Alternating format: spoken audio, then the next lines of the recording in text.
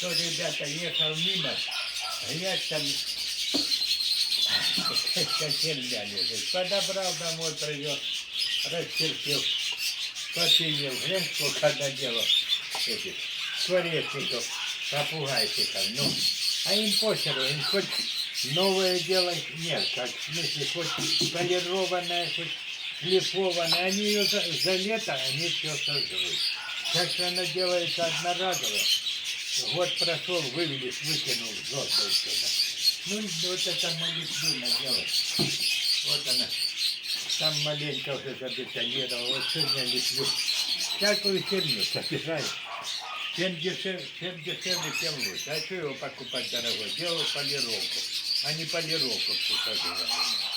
Ну, всякую ерунду лепим, что ли. Делаем. Некогда выпить, ребят. Бабушка компота наварила, а я никак не дойду. На одной воде сижу, блин. А надо уже, надо мангалом начинать. Ну, наверное, сегодня-завтра расслабимся. Клетку павлином вот это тоже делать. Бабуся говорит, заведи павлином, сделай клетку. Сделал, ну, теперь полы заделал, блин. Вот такая ерунда получилась. Вот она какая. Клетка попугая. Можно попугая, можно эти. Ой, блин, ой, хорош.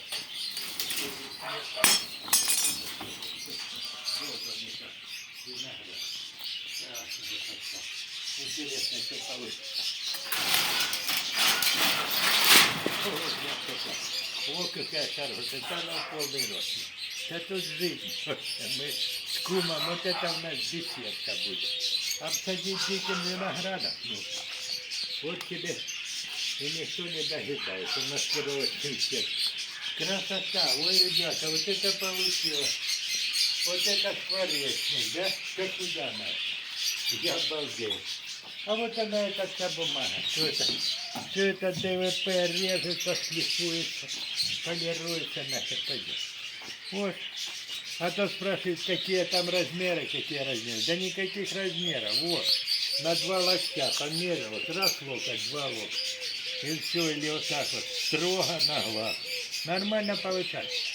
Так что ждите шашлыки. Или что, когда выходной? Да с ушицей надо побаловать. Перейдем мы на уху, сделаем ушицу. Там ребята ждут, едят день, когда попугаев жарить будут. Тоже надо начать. Некогда, блин. Некогда все. Хватит, это ж я в рабочем, это у меня не парадная форма.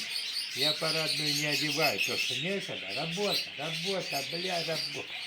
Сейчас вот пойду ляжу и до 2 часов ночи буду телевизор смотреть. Это тоже работа, надо с мозгой думать. Ну-ка прилетели, в Краснодаре горит, в Новосибирске горит, в Москве горит. Надо и мне что-нибудь поджечь. Дома тоже солидарность. Ну хватит, а то я наговорю намного.